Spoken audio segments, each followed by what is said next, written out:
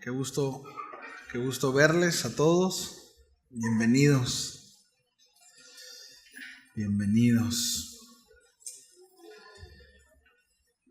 Bueno, hoy vamos a continuar con la serie de Génesis.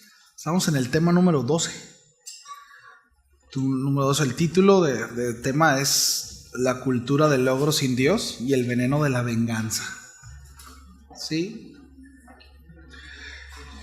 Y digo, el tema a tratar es cómo la autosuficiencia y la venganza definen a una cultura sin altar, ¿no? Y cómo como iglesia nosotros debemos de responder en fe en cuanto a la justicia de Dios y no a la propia, ¿sí? Entonces quiero que leamos de nuevo ahí Génesis, el capítulo 4. Vamos a leer a partir del versículo 19 al 24. Hace 3 semanas fue la última vez que hablamos acerca de la serie, ¿sí? Y bueno, voy a agarrar un poquito de contexto, ¿sí? Génesis 4, versículo 19 al 24 dice: Y Lamec tomó para sí 2 mujeres. El nombre de la una fue Ada y el nombre de la otra Sila. Y Ada dio a luz a Jabal, el cual fue padre de los que habitan en tiendas y crían ganados. Y el nombre de su hermano fue Jubal, el cual fue padre de todos los que tocan arpa y flauta. Y Sila también dio a luz a Tubal-Caín, artífice de toda obra de bronce y de hierro.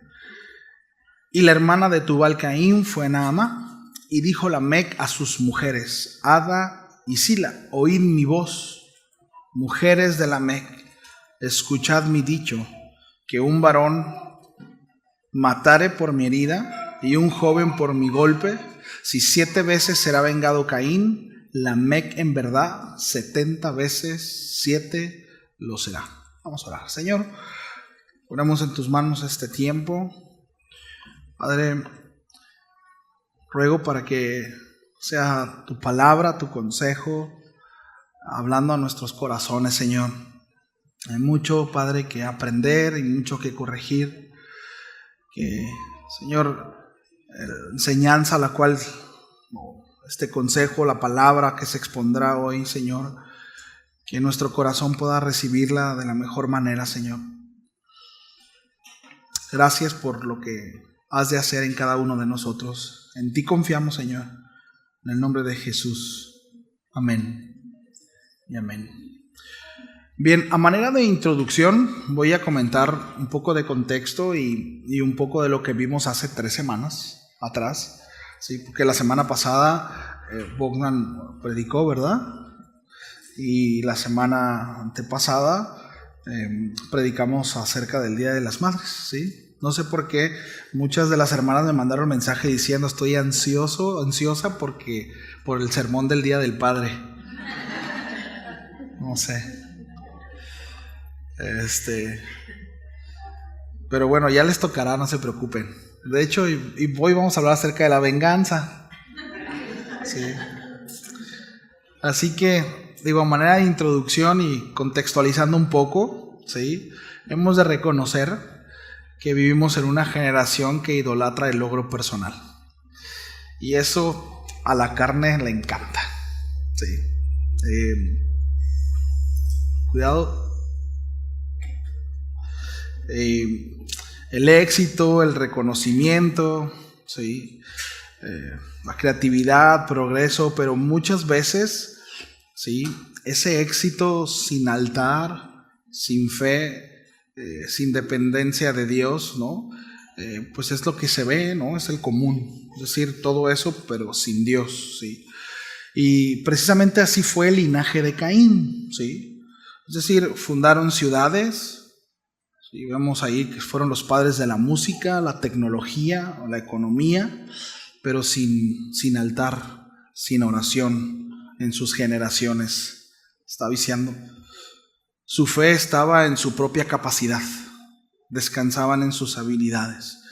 Y el punto culminante de esta filosofía es Lamec. Sí. Es decir, ese descendiente de Caín que personifica el orgullo, personifica la autosuficiencia y la venganza. Entonces, el linaje de Caín llegó a ser una cultura brillante, le voy a decir entre comillas, pero sin esperanza. Sí, sin esperanza. Es decir, los descendientes de Caín son pioneros de la civilización, ¿sí? El urbanismo por Enoc, si vemos la genealogía, la economía en Jabal, el arte por Jubal, la industria por Tubal Caín, pero no hay adoración, no hay fe, no hay altar, no hay sometimiento, no hay devoción, ¿sí? Vemos en el versículo 16 que Caín sale de la presencia del Señor. Entonces hay un progreso, pero sin esperanza. Una cultura sin consagración. Qué terrible, ¿no? Y lo mencionábamos, ¿no? Hace 3 semanas, de qué peligroso es cuando nosotros como padres estamos criando a nuestros hijos para ser trascendentes en este mundo, pero no considerando al Señor, no considerando la devoción. Bueno, estaremos extendiendo el linaje de Caín. Sí. Y tenemos que tener mucho cuidado con eso. Entonces, nosotros vemos en la narrativa bíblica cómo Caín pone por nombre a la ciudad Enoc, ¿sí? Así como el nombre de su hijo. Y el nombre de Enoc significa consagración. Ahora, es interesante porque por la narrativa bíblica entendemos que esa consagración, pues, es decir, ni su descendencia ni su ciudad la había consagrado, la había presentado delante de Dios. Él estaba fuera de la presencia del Señor. Más bien era un altar a sí mismo, a su persona, a su linaje, a su legado. ¿Sí? Entonces vemos, ¿no? en este linaje de Caín que ellos fueron útiles para el mundo, pero inútiles para el reino. ¿Sí? Y aquí es donde nosotros tenemos que ser confrontados para saber en dónde estamos siendo útiles, si para el mundo o para el reino de los cielos. ¿Sí? Ahora, ¿cómo es que un linaje tan brillante es considerado inútil? Bueno, la descendencia de Caín, de nuevo, repito, fue impresionante. Fundadores de ciudades, desarrollaron la ganadería, el arte, la música, la herrería, fueron pioneros en la civilización, pero desde el punto de vista cultural ciertamente eran útiles, creativos, productivos, pero desde la perspectiva de Dios estaban desconectados de la vida verdadera. ¿Sí? Juan 15:5 dice: separados de mí nada pueden hacer. Jesús no está negando que los hombres pueden crear, que pueden gobernar o que pueden producir cosas. Lo que está diciendo el Señor es que nada de lo que hagan separados de Él tiene un valor eterno. Es decir, para Dios es inútil. Es inútil. Sí. La palabra griega para nada significa literalmente nada de valor, nada útil, nada significativo. Así que todo lo que tú o yo podamos lograr fuera de la comunión con Dios es inútil, es insignificante. Por eso es que Dios no vio con agrado la ofrenda de Caín, porque ésta nace desde su esfuerzo, desde el fruto de sus manos, y no desde una devoción genuina, no desde una obediencia. ¿Sí lo vemos? No vio. Te puedes esforzar todo lo que quieras y echarle todos los kilos que quieras, pero será inútil. Por eso, y esto es muy importante, iglesia, por eso un mensaje desde el púlpito motivacional de saca el foie, tú eres importante, ¿sí? Y encuentra el poder y el valor que... Todo eso es inútil y es aberrante. Porque esfuérzate lo que quieras y échale las ganas que quieras. Si no lleva piedad, si no lleva a Cristo, si no va la vida del Hijo ahí, no sirve de nada. Por eso hay un montón de gente frustrada que pretende vivir un cristianismo, pero el tal es vacío. Y se esfuerzan, y se esfuerzan, y se esfuerzan, y se esfuerzan, y terminan cansándose, terminan agotados, porque lo hacen en sus propias fuerzas. No está la gracia. Por eso el apóstol Pablo le dice a Timoteo: esfuérzate en la gracia, persevera en la doctrina. ¿Sí? Entonces, nada de valor, es inútil y nada significativo. Entonces, lo que se hace fuera de Cristo puede impresionar a la tierra, puede impresionar al mundo, ¿sí? Pero no permanece en el reino. Pero no impresiona a Dios. Un hombre puede edificar una ciudad y aún así perder su alma. ¿Sí? ¿De qué le vale el hombre ganar el mundo? Dicen. ¿Y qué?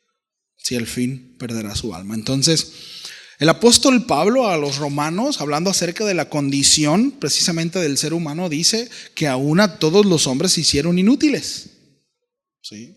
De hecho, la teología de Paquita, la del barrio, viene de aquí, ¿verdad? Pablo está citando Salmo 14. La palabra inútiles en griego literalmente significa echados a perder, sin provecho, inservibles para el propósito original. Qué terrible, ¿no? Es como una herramienta que no cumple su función, o un alimento, ¿no?, que se echó a perder. Es decir, no se trata de si el hombre puede crear cultura, sino si vive para la gloria de Dios o no.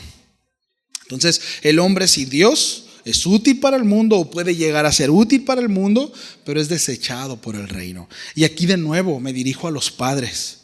¿Qué clase de hijos estamos criando? ¿Útiles para el reino o útiles para el mundo? ¿Continuamos con el linaje de Caín? ¿Sí? ¿O consagramos a nuestros hijos para el Señor? Porque de nuevo no hay otra. ¿Sí? No hay de otra. Caín y su linaje nos enseñan esta dura verdad, familia. Se puede tener éxito visible y ser un fracaso eterno. Se puede crear belleza sin redención. Se puede sostener una familia, una empresa, una nación, aún una iglesia, y estar bajo juicio divino. Que Dios nos libre de eso. Sí. Déjenme les leo un comentario. Dice respecto a esto: la verdadera utilidad del hombre es estar unido a Dios por medio de Cristo. Todo lo demás es como una lámpara desconectada de la corriente. Conserva su forma, pero ha perdido su función. Así es el hombre sin Cristo. Sí. Es una familia sin Cristo, puede ser estable, pero está muerta espiritualmente. Sí. Es que tengo una familia de ensueños, próspera, comunicación, nos llevamos muy bien, nuestros hijos exitosos, puros 10, uno doctor, otro arquitecto, otro ingeniero. Pero si no está Dios, no hay trascendencia eterna. ¿Sí nos damos cuenta?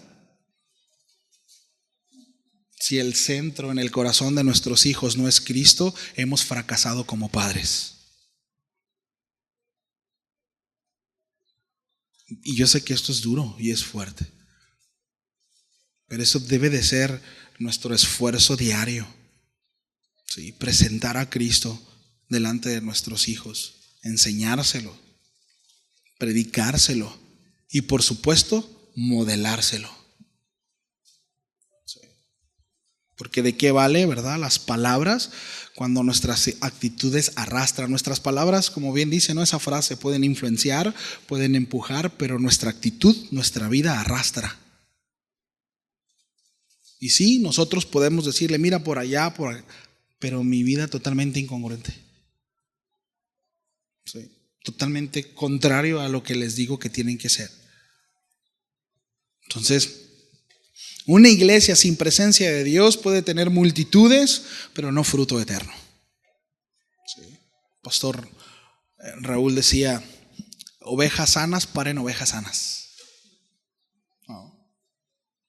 Podemos buscar estrategias, ¿verdad?, para que la iglesia crezca y que venga. ¿Y para qué? ¿Para qué? No es el interés que llegue mucha gente. El asunto es que los que estén sanos. Que seamos maduros. Bueno, entonces las ovejitas sanas van a parir ovejas sanas, van a predicar, y a su tiempo el Señor añadirá a los que tengan que estar, como se cumplía en Hechos, ¿verdad?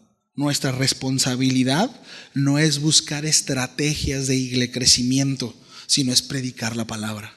Porque de algo estamos seguros, familia, ¿sí? Que las ovejas comen pastos verdes, las chivas comen carroña. ¿Sí?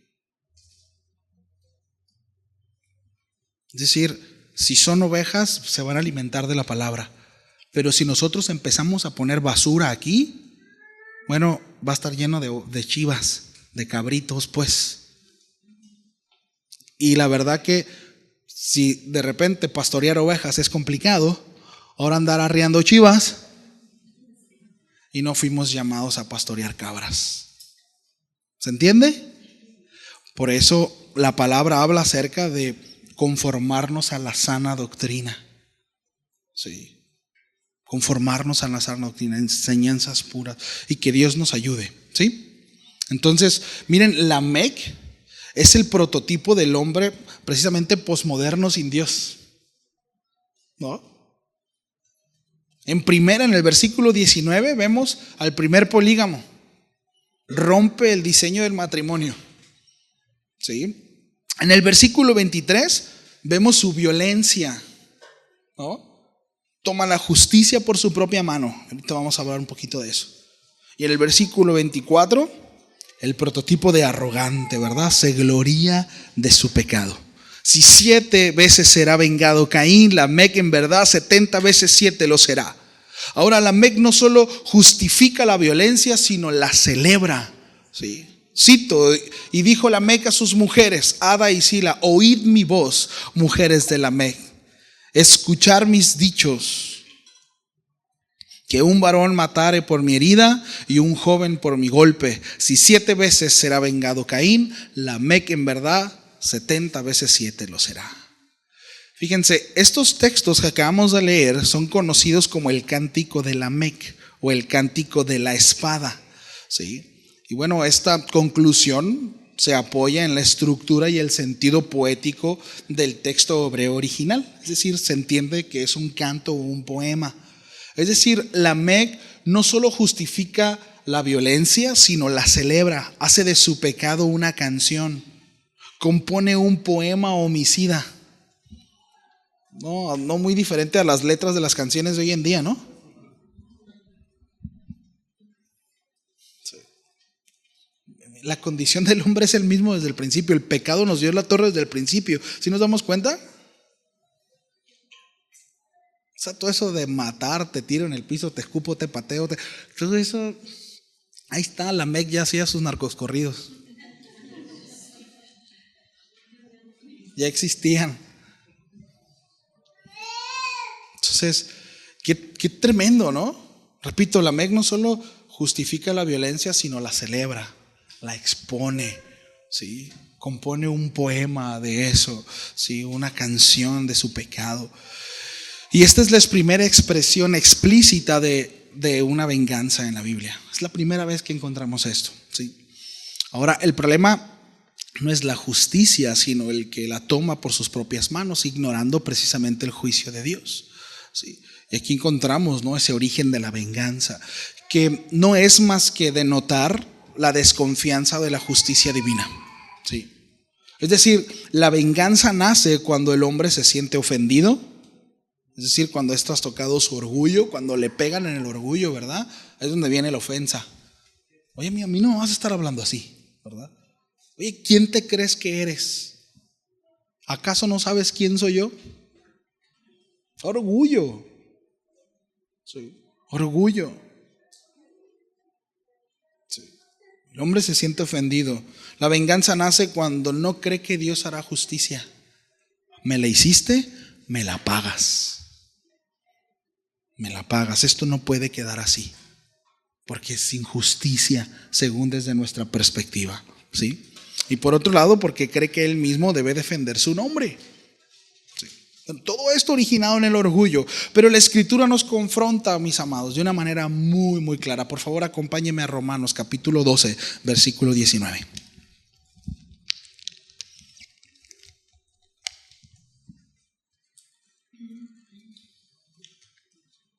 Cuando estemos ahí me dicen. Ahora, qué bueno que tengamos acá los pasajes, pero si trae su Biblia, úsela. ¿Estamos ahí? Romanos 12:19 dice: no os venguéis vosotros mismos, amados míos, sino dejad lugar a la ira de Dios, porque escrito está: mía es la venganza, yo pagaré, dice el Señor. Miren, aquí encontramos varios puntos muy, muy importantes. De entrada, nuestra confianza en el Señor. Sí. Es decir, miren, este versículo se encuentra dentro de la sección práctica de la carta a los romanos. Es decir, del capítulo 12 al capítulo 15, el apóstol Pablo empieza a llevar a cabo o empieza a llevar a los lectores a ser prácticos con toda la teología y toda la argumentación que acaba de dar los 11 capítulos anteriores, ¿sí? Entonces Pablo expone cómo es que el creyente, el Hijo de Dios, que ha sido lavado por la sangre de Cristo y ha depositado su confianza en Él, arrepintiéndose de sus pecados, debe de vivir transformado por el Evangelio, ¿sí? Y bueno, y esto lo vemos ahí en el capítulo 12. Que nuestra mente tiene que conformarse a la mente del Señor, que nuestra mente no debe de conformarse al pensamiento del mundo y que podamos vivir conforme a lo que Dios establece como norma. Sí, eso lo encontramos en la Escritura. Por eso la palabra de Dios es nuestra norma de fe y conducta. Entonces, después de exhortar en el versículo 17 de no pagar mal por mal y procurar la paz con todos, en el versículo 18, Pablo ahora prohíbe directamente la venganza personal. Sí, esto es un mandamiento: no tomes venganza por tu propia mano. Sí. No tomes venganza por tu propia mano, sino confía. ¿En qué vamos a confiar? En el justo juicio de Dios. ¿Sí? Dice: no os venguéis vosotros mismos. Y es bien interesante que seguido de eso dice: amados míos. ¿Sí? Cosita bonita. Ahora, Pablo comienza, repito, con una prohibición directa, pero a la vez tierna. ¿Sí? La ternura viene con la siguiente frase.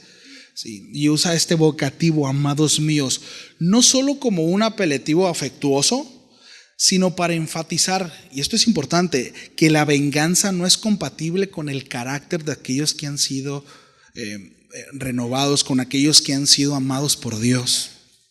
Es totalmente incongruente. Si tú has sido amado por Dios, si tú has sido perdonado por Dios, si se te han sido perdonados tus pecados, eres un amado, no tomes venganza. ¿Sí lo vemos? No tomes venganza, pues que has recibido gracia. ¿Sí? Entonces, la venganza no es compatible con el carácter de los que han sido amados por Dios. Ahora, ¿qué es la venganza? Bueno, venganza no es lo mismo que justicia. ¿Sí? Venganza es tomar la justicia por mano propia con motivación de orgullo, de enojo y desquite personal. ¿Sí?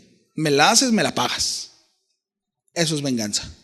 Justicia, bueno, es lo que Dios ejecuta con verdad, equidad y santidad.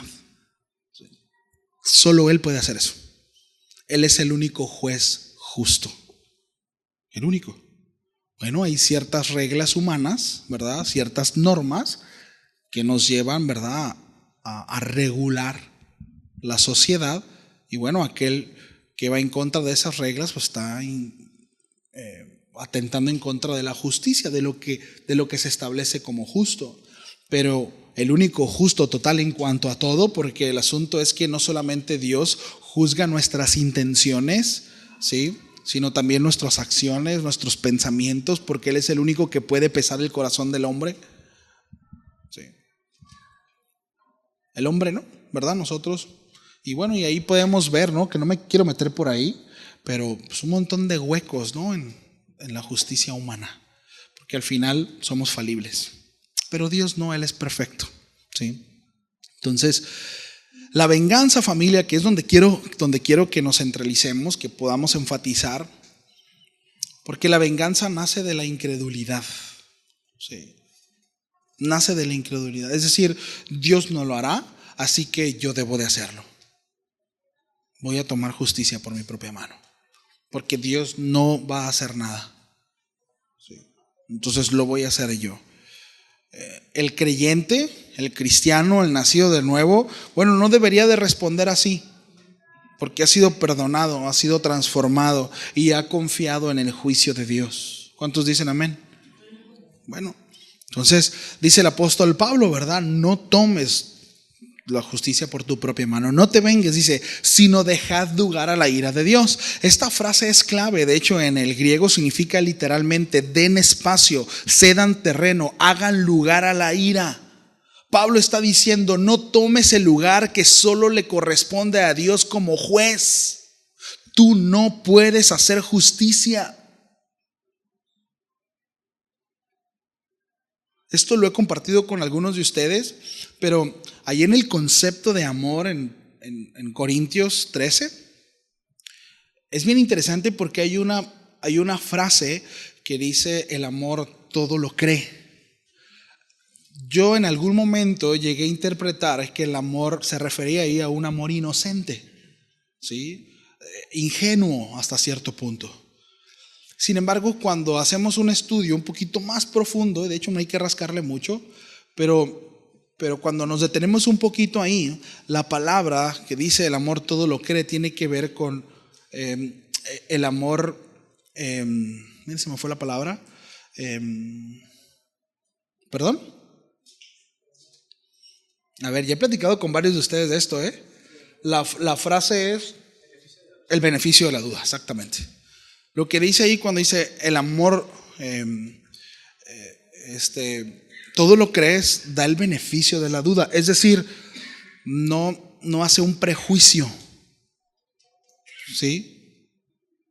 No hace un prejuicio. O sea, no es como que no ha llegado de seguro, se fue con el compadre.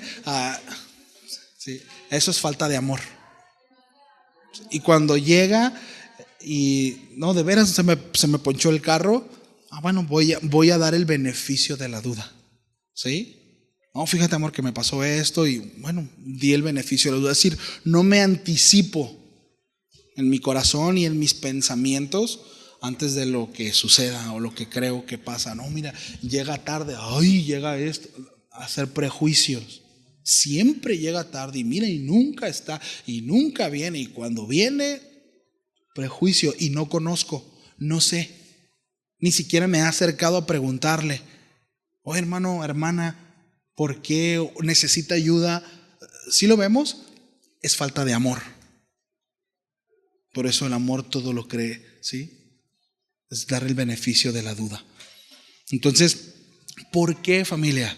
Porque no lo sabemos todo. Porque estamos limitados. El único que puede juzgar con justo juicio es Dios. Miren, muchas de nuestras peleas las peleamos injustamente. Porque nos sentimos mal. Porque me hizo sentir mal, porque me tocó en el orgullo, porque me enojé. Y yo me monto en mi macho, como dicen por ahí, y peleo mi pelea. Peleo mi batalla, ¿verdad? Y doy con todo. Y miren, muchas veces Dios está como cabezón, ¿verdad? Porque estoy limitado. Estoy limitado. Hace algunos años estaba trabajando con Bogdan. Y estábamos en una casa trabajando, un cliente de él.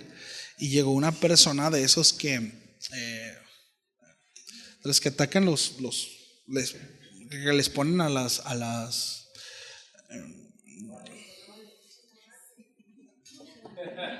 tengo hambre. La ardilla nomás no está corriendo. Bueno, de los que tratan de que no se hagan mosquitos en las piletas. Entonces se acercó un señor y nos pidió permiso de entrar y echar dos de esos sobrecitos. No, adelante. El caso es que cuando entra, yo me acordé que había dejado mi teléfono cargado a un lado donde él entró. Todavía no era pastor, Entonces me dio por asomarme y no estaba el teléfono. Y el Señor, ya me voy. Cuando dijo, gracias, con permiso, me asomé y no estaba el teléfono. Le dije, Bogdan, no, me robaron el teléfono. Y salimos corriendo. No, Bogdan se levantó, se hizo la gorra para atrás, se remangó las mangas. Y lo agarramos, venga para acá, amigo. Aquí estaba mi teléfono. Y el Señor, no, amigo, yo no agarré nada. Tengo como 50 años trabajando en esto y nunca, a ver, préstame su mochilita. Hermanos, empezamos a sacarle las cosas. Aquí dejé el teléfono. Y no ha entrado más que usted. Es la única persona que ha entrado. Y lo siento, y con la pena el Señor, con una vergüenza. Y yo ahorita voy a sacar el teléfono, ¿no? Y una de esas me asomo bien porque no, el Señor se sacó todo. Le dimos vuelta a la mochila y cuando voy y me asomo de nuevo, hermanos, el teléfono como que habían llamado y se cayó detrás de donde lo había dejado. Me dio tanta vergüenza. Empecé a meter las cosas ahí. No, Señor, disculpe, mire que fue un error. Me dio mucha vergüenza. Pero yo estaba indignado porque lo que yo alcancé a ver ahí fue un robo. Me robó. Es un ladrón. Y no se puede ir hasta que no me dé lo que me robó. Qué limitado estamos. Nunca intentamos golpearlo, nunca fuimos groseros, ni mucho menos, pero sí fuimos firmes y les pegamos una basculeada al amigo. Me dio tanta pena. Ya no había qué hacer, ¿no? Pero así de limitado estamos. ¿Cuántas veces, mis amados, nuestros pleitos, nuestras contiendas, no las peleamos así de injustas con nuestros esposos, nuestras esposas, con nuestros hijos, con nuestros hermanos? ¿Cuántas veces? ¿No levantamos nuestra bandera de indignación y lo injusto o injusta que eres cuando no tenemos todo el panorama claro? ¿Sí nos damos cuenta? Por eso la instrucción es: no paguen mal con mal. No es digno de un hijo de Dios. Tiene todo que ver con el linaje de Caín. Lo vemos en Lamec. No busques tu propia justicia. No, porque estás limitado. No ves con claridad. Búscame a mí. Yo lo sé todo. Yo lo veo todo. Espera mi justicia. Eso es lo que Dios dice. Porque escrito está, continúa el apóstol Pablo: mía es la venganza, yo pagaré, dice el Señor. Ahora, ¿cómo cree que paga el Señor? ¿Injustamente o justamente? Pero nosotros, exacto. Con Él no hay margen de error. Nosotros sí. Entonces, el creyente no está llamado a ser vengador. Los vengadores ya están ahí, ya existen. ¿Sí? El creyente no. Sino somos llamados a ser testigos de la misericordia de Dios, esperando su justicia. Pero qué difícil, ¿no? Qué complicado. ¿Sí? Aquí Pablo está citando Deuteronomio 32-35, que es precisamente una afirmación del carácter justo y soberano de Dios. Mía es la venganza y la retribución, dice el Señor. Dios no ignora el pecado, familia. Dios no olvida el mal cometido contra nosotros. Dios no lo olvida. Sí. ¿Recuerdan cuando el Señor se acerca con Caín? Lo veíamos semanas anteriores y dice la sangre de Caín, la sangre de Abel, perdón, ¿no? Está clamando por justicia. Dios se encargará. Él es quien pelea nuestras batallas. ¿Sí? Es Dios quien juzga en el tiempo correcto y con justicia perfecta. Es Él. Pero necesitamos confiar en Él. La realidad es que muchas veces nos quedamos muy cortos en la confianza para con Él y peleamos nuestras propias batallas y erramos. Y a veces como matrimonios andamos como perros y gatos y los dos están peleando lo mismo. Falta de sabiduría. El asunto es ganar, ¿no? Es orgullo. Es orgullo. Entonces este pasaje nos enseña una verdad clave. El cristiano, de nuevo, no busca ajustar cuentas, confía en que Dios lo hará mejor. ¿Cuántos dicen amén? Bueno, acompáñeme a Primera de Pedro, por favor, capítulo 2, versículo 23. Y aquí nosotros vemos a nuestro ejemplo por excelencia. ¿Quién es? Nuestro maestro, ¿verdad? Nuestro maestro. Él es nuestro maestro. Él nos enseña, y no solamente lo hace con buenas palabras, nos enseña con su carácter, con su vida. ¿Sí? Qué buen maestro es Él, ¿verdad? Dice el apóstol Pedro, y miren, y ahorita va a ver cómo cobra sentido cuando nosotros profundizamos un poquito desde dónde nace esto. Pero dice el apóstol Pedro, hablando acerca de Jesús: cuando le maldecían, no respondía con maldición. Cuando padecía, no amenazaba, sino encomendaba la causa a aquel que juzga justamente. Ahora, hay algo que aquí me vuela la cabeza. ¿Había injusticia para con el Señor? Sin embargo, esperó a aquel que lo juzga todo. Esperó. Él sabía que era inocente, pero esperó. Esperó en el juez justo. Ahora, familia, Pedro escribe con conocimiento de causa. Pedro no está escribiendo como un teólogo teórico.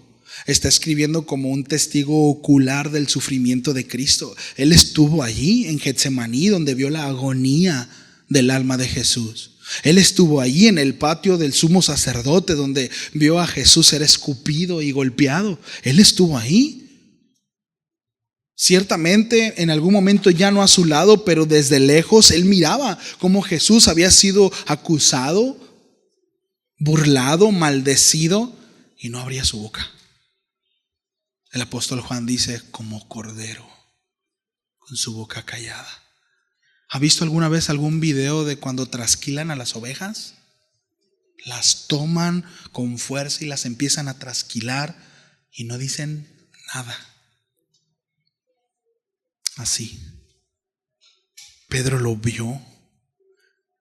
Y aun cuando huyó, cuando él dice, ¿verdad?, que Cristo no respondía con maldición, lo dice no solo como una verdad teológica, sino como una confesión personal. Yo lo vi, yo fallé, yo le fui infiel, yo lo negué, yo fui cobarde. Ahora, ¿con qué nostalgia, no? ¿Con qué humildad habrá escrito el apóstol Pedro esto?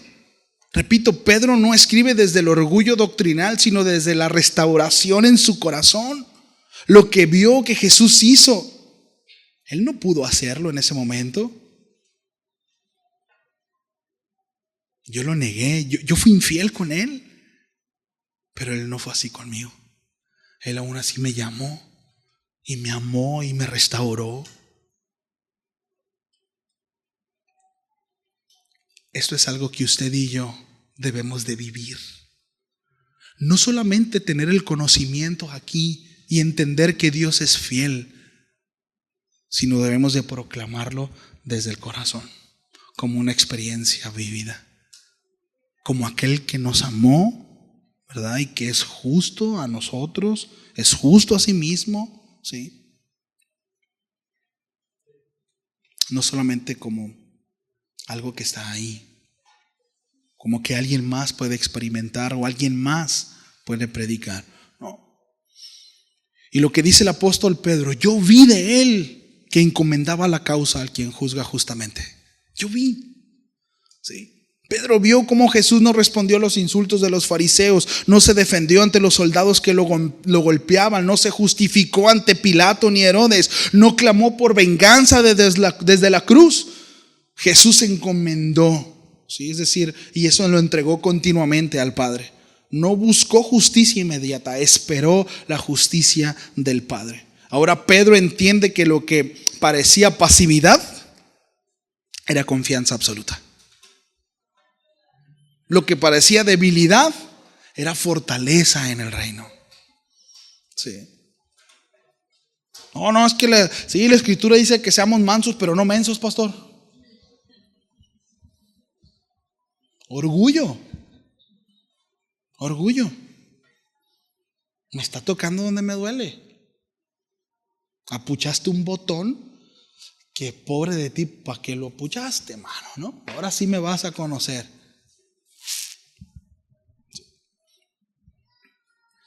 Qué interesante, ¿no? Es verlo desde esta perspectiva. Pedro no está narrando doctrina, está abriendo su corazón. Está recordando cómo falló y cómo su maestro fue fiel y cómo eso cambió su vida, ¿no? Bueno, acá en Génesis 4, 23 y 24, Lamec canta su derecho a vengarse. Lo hace poema. Se convierte en su propio juez, jurado y verdugo. ¿Sí? Lamec vive bajo el lema de yo lo haré pagar. Pablo nos llama a vivir bajo otro. Dios pagará. Yo descansaré en su justicia. Sí. Entonces, familia, la venganza le pertenece a Dios. ¿Por qué? Porque solo Él puede castigar sin odio y perdonar sin perder justicia. Nosotros no. Ahora, nosotros como padres tenemos una responsabilidad muy grande porque constantemente estamos emitiendo juicios para con nuestros hijos. Y cuando digo juicios lo digo en una connotación positiva. Es decir, fuimos llamados los padres a emitir juicio para con nuestros hijos.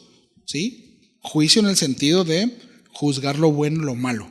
No estoy hablando de condenación, son dos cosas distintas. ¿Sí?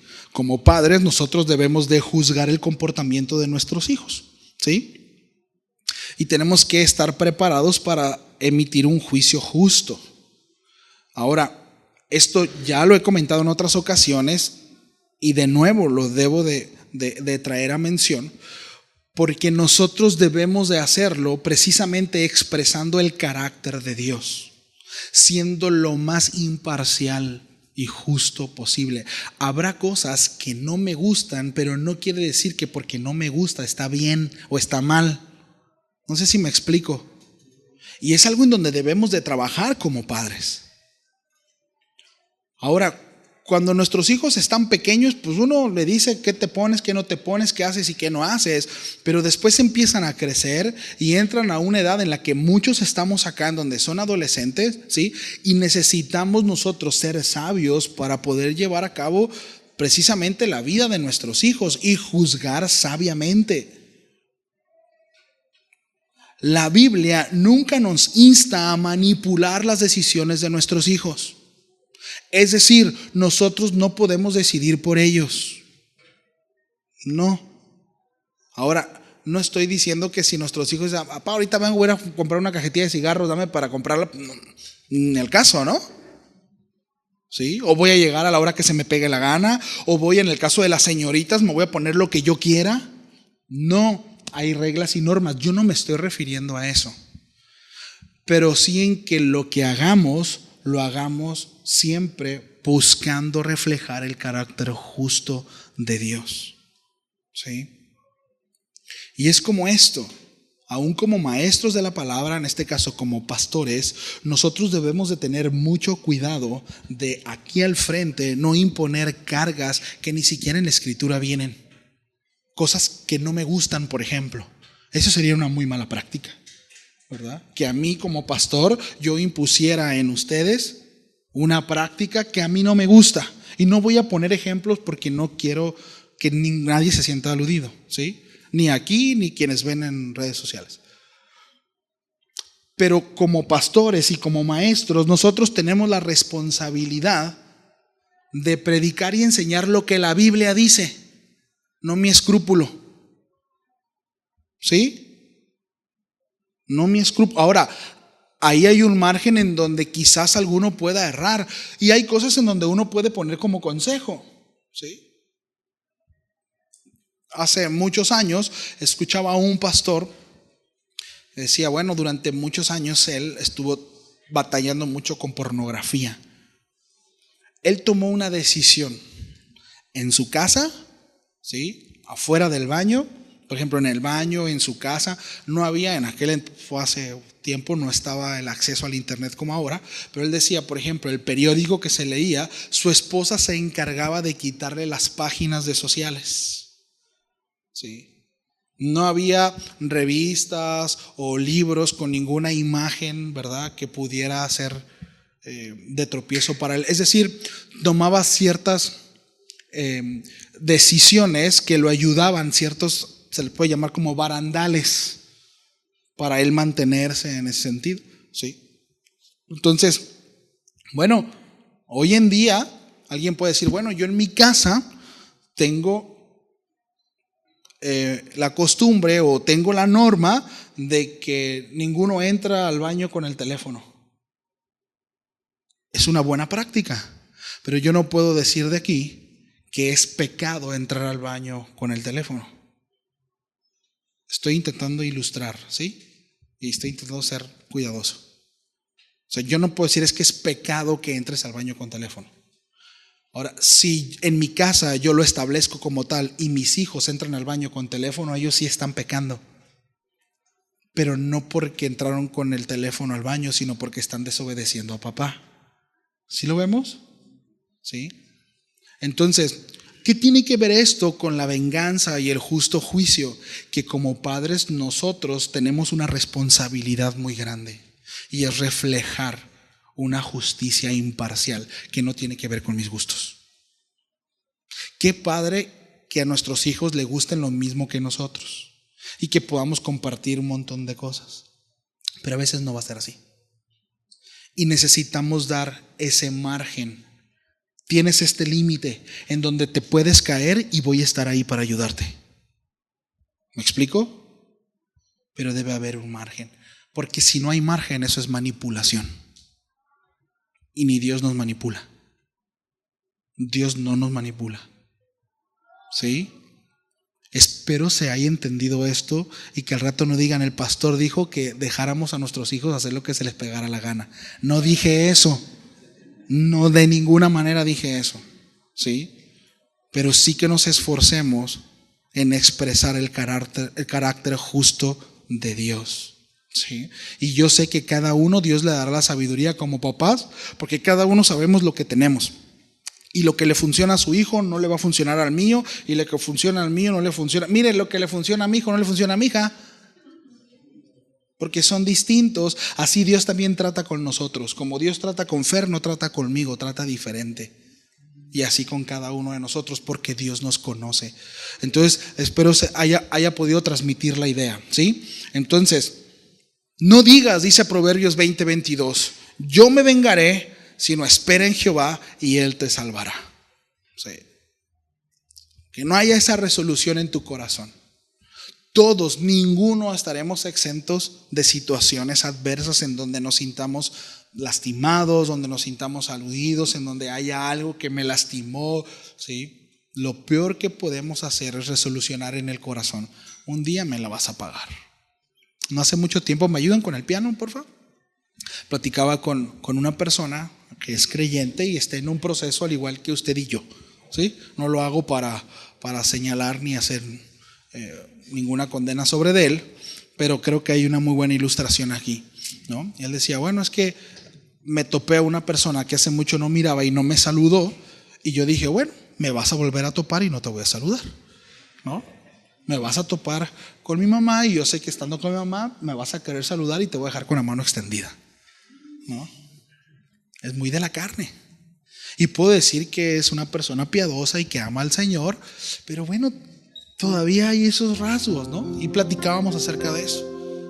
Y yo le decía, el asunto es que no estamos llamados a reflejar la conducta del que nos hizo la ofensa, sino estamos llamados a reflejar a nuestro Maestro, de quien estamos aprendiendo a vivir, a Jesús. ¿Cómo fue Él? ¿Cómo Él actuó cuando le ofendieron? ¿Sí? Jesús nos dio un camino diferente al que nuestro corazón nos dicta. Por eso ese mensaje de escucha tu corazón, no, la Biblia dice no lo escuches. No escuches tu corazón. Tu corazón es perverso Es engañoso más que todas las cosas. No escuches tu corazón, escucha la palabra de Dios. Y Jesús nos muestra un camino diferente al que nuestro corazón nos dicta. El camino de la cruz, no de la revancha. El estar dispuesto a perder. Miren, en el matrimonio, para los que se quieren casar, ¿sí?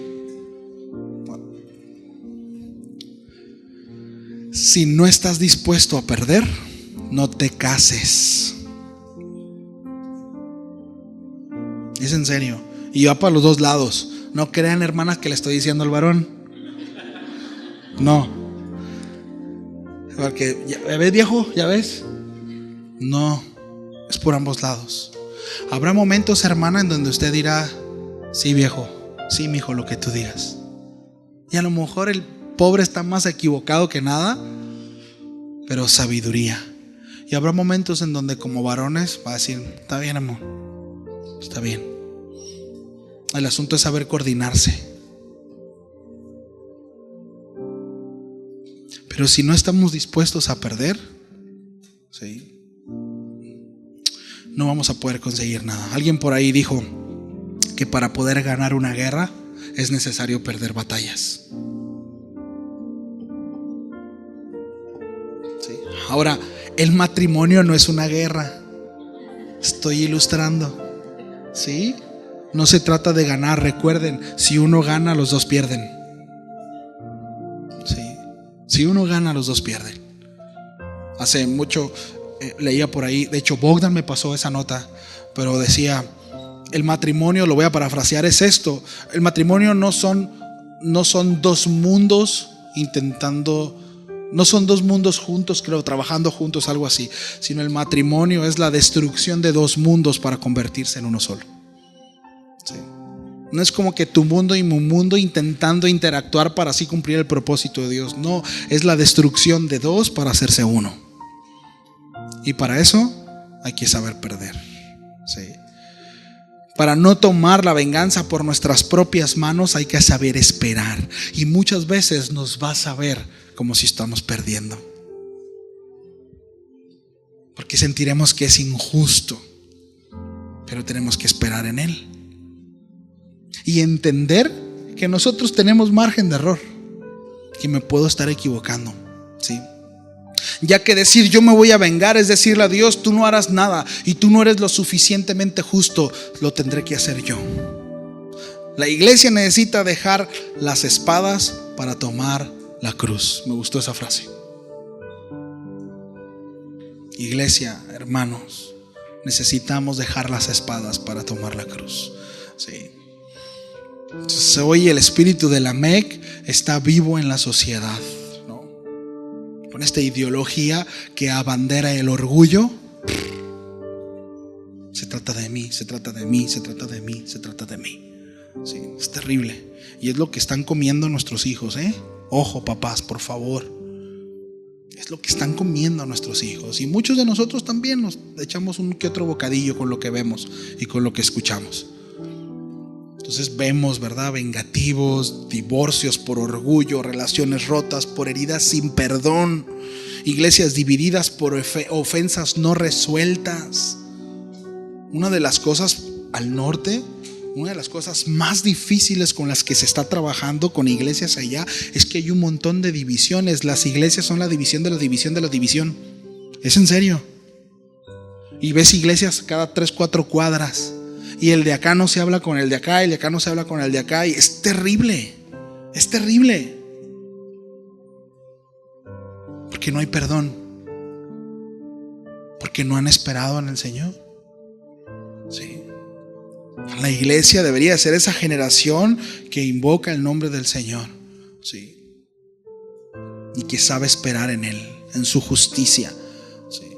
No la que glorifica la violencia verbal, emocional o espiritual. No. Tenemos que volver, mis amados, a eso. Renunciar al espíritu de Caín y Lamec. Sí. Y creer en la justicia de Dios. Una cultura de logros sin Dios termina en venganza. Sí. Una cultura de fe, aún sin logros humanos, termina en redención. Sí. Entonces, ya estoy entrando a la conclusión. La venganza es un veneno que contamina el alma. ¿A poco no se acordaron del Chavo del 8? ¿Ah, que sí? La venganza nunca es buena. ¿Qué más? No, si leen la Biblia ustedes. Sabiduría, es cierto. Sabiduría, sí. Hemos visto cómo Lamec, ¿no? Descendiente de Caín, no solo vivió lejos de la presencia del Señor, no lejos de Dios, lejos de su devoción, sino cantó su venganza con orgullo. Lo hizo un poema. Sí, no pidió justicia, se adjudicó el derecho de ejecutarla. Fue juez, fue jurado y fue verdugo. Y no solo eso, sino se jactó de ello delante de sus esposas. Sí. Escúchenme, mujeres de Lamec. Terrible, ¿no? Esa es la lógica del mundo, familia. Así piensa el mundo. Y nuestra carne hace sinergia con eso. Es el impulso de nuestra carne, pero el Evangelio nos enseña algo diferente. Cristo sufrió el agravio y no devolvió maldición. Sí. Me gusta. Pedro lo vio, lo recordó y nos exhorta a hacer exactamente lo mismo. Pablo lo escribió con claridad: no tomen venganza, dejen lugar a la ira de Dios.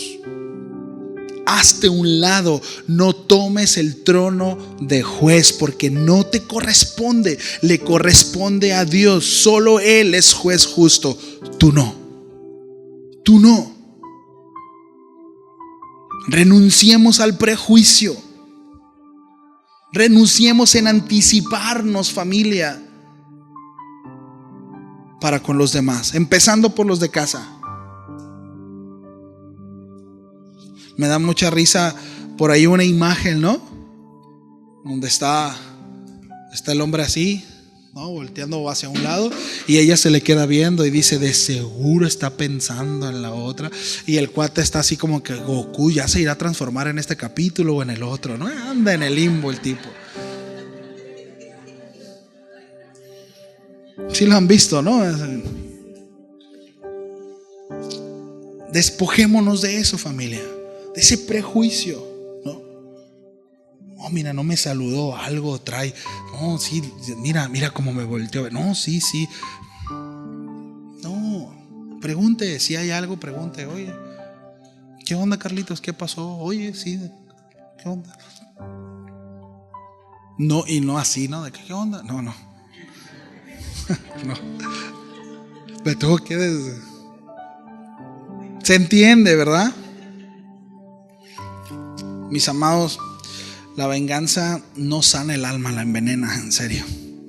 Alimenta resentimiento, consume la paz interior, distrae el propósito eterno, por supuesto, nos arrastra hacia un lado contrario de lo que Dios quiere que hagamos, apaga el espíritu, sella el corazón en una prisión emocional, porque estamos buscando que me la pague.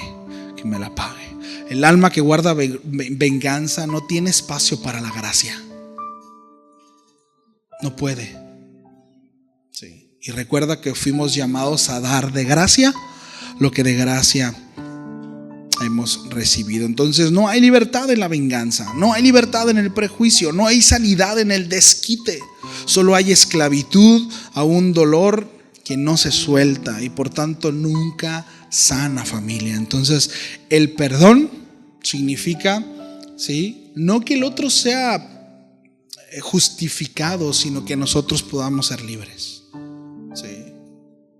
Ahora recordemos, y ya estoy terminando ahora sí, en cuanto a las relaciones, ¿sí?, entre nosotros como hombres, nosotros somos llamados a perdonar aunque no haya arrepentimiento de parte del otro. Aunque no me pidas perdón, yo ya te perdoné de manera anticipada. Sí. Con Dios, en la relación con Dios no es así. Con Dios no hay perdón si no hay arrepentimiento. ¿Por qué creen? Eso está buena. Bueno, ahí les va. Es por todo lo que hemos platicado. Porque en nuestra relación siempre habrá ese margen en donde alguno de los dos está mal o los dos están mal, en donde nuestro juicio no es perfecto y en donde en la relación quizás tú me ofendiste, pero yo no soy totalmente justo en la relación. No sé si me explico. Yo no soy libre de culpa, nunca seré libre de culpa. Siempre hay responsabilidad, siempre. Hace algunos años un matrimonio se acercó, viene la esposa con el esposo y me dice: pastor, vengo a decirle que mi esposo, bueno, sí dijo, este me fue infiel y la verdad es que quiero dejarlo, pero Dios me dice que lo perdone, ayúdeme. Seguido de lo que estuvimos platicando, ella decía: durante muchos meses Dios me había preparado para el perdón. Y yo decía: Señor, pues ¿a quién quiere que les enseñes el perdón? ¿A quién le enseño el perdón? Y anduvo enseñándole el perdón a todo mundo. Dice: cuando pasa esto entendí que Dios me estaba llamando a perdonarlo. Ahora, en el caso de ellos, ella no lo sorprendió, fue una confesión de parte de él. ¿Sí?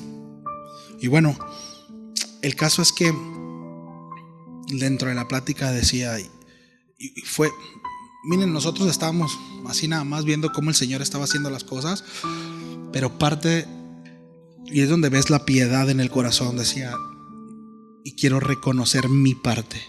Es decir, hubo falta en mí, hay responsabilidad en mí. Con esto yo no estoy diciendo que el que es adúltero o el que es infiel tendrá una justificación, jamás. Pero fue bien padre ver cómo el Señor llevaba a esta hermana a reconocer aún su parte y decir: sé que yo fallé en esto y me arrepiento y quiero estar a cuentas con Dios. Porque más allá de restaurar su relación con su esposo, estaba mi relación con Dios tiene que estar sana y quiero hacer la voluntad de Dios, no lo que mi carne y mi corazón me dicta. Sí. Es un desafío, ¿no? Qué tremendo. Pero el asunto es eso. Sí. Siempre tenemos que ir con el perdón por delante, todo el tiempo, porque siempre habrá responsabilidad en nosotros. Me ofendiste, te perdono. Ahora la relación se fracturan, por supuesto, y muchas veces no puede volver a ser la misma, por supuesto. Pero mi corazón no sigue bebiendo del veneno, ni esa ansia de venganza. Sí. Eso es el perdón, dejar de beber el veneno. Sí. Entonces, Cristo es nuestro ejemplo. Él, mientras estaba crucificado, pudo llamar a legiones de ángeles, pero no lo hizo. Se encomendó al que juzga justamente. Y no solo eso, sino dijo: Señor, perdónalos porque no saben lo que hacen. No hay un mejor ejemplo que Él. ¿Oramos? Sí. Póngase de pie si quiere hacerlo.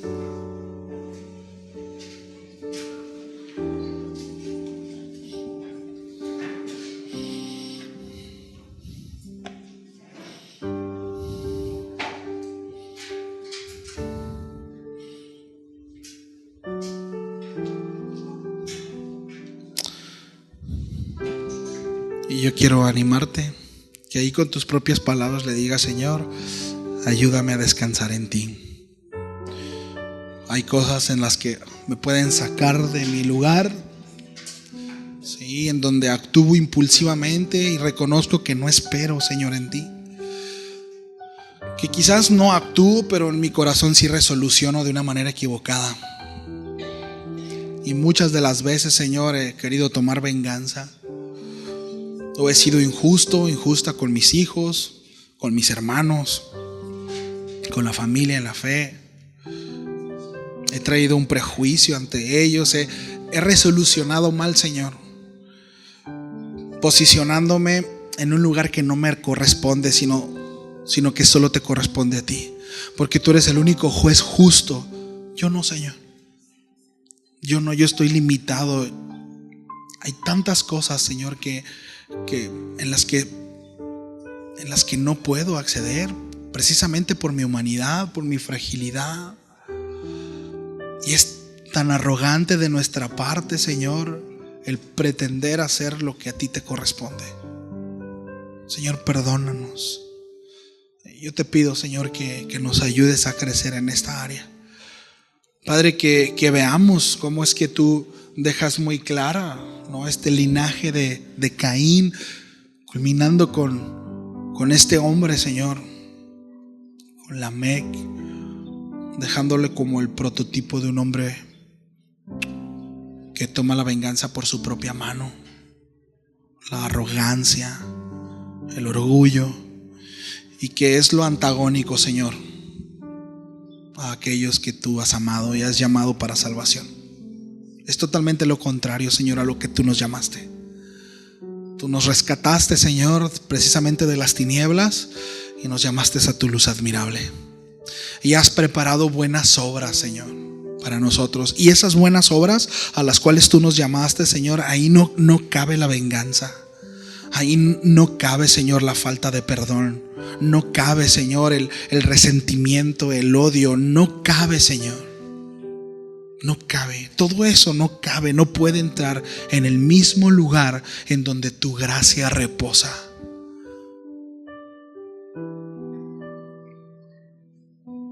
Gracias, Señor, por tu palabra y por lo que estás haciendo en cada uno de mis hermanos. A ti sea la gloria por siempre. En el nombre de Jesús. Amén y amén. Pues, familia, que Dios me los bendiga. No salgan corriendo, cotorreen un ratito y nos vemos el viernes si Dios quiere.